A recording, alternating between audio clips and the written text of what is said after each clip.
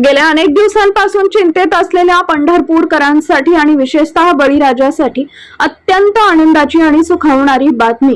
जून महिना संपत आला, मृग नक्षत्र निघूनही महिना झाला तरीही पाऊस हुलकावणी देत होता। त्यामुळे मशागत केलेली शेतं पेरणी अभावी पडून होती आणि शेतकरी राजा चिंतेच्या गर्तेत सापडला होता।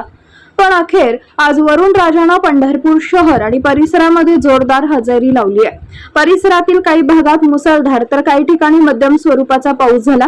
हा पाऊस जरी संपूर्ण पिकांसाठी समाधानकारक नसला तरी रखडलेल्या पेरणी आणि लागणीच्या कामांना आता गती मिळणार आहे। पावसाच्या या आगमनाने शेतकऱ्यांच्या आशा पुन्हा पल्लवित झाल्या असून पंढरपूर परिसरात आनंदाचं वातावरण पाहायला मिळत आहे।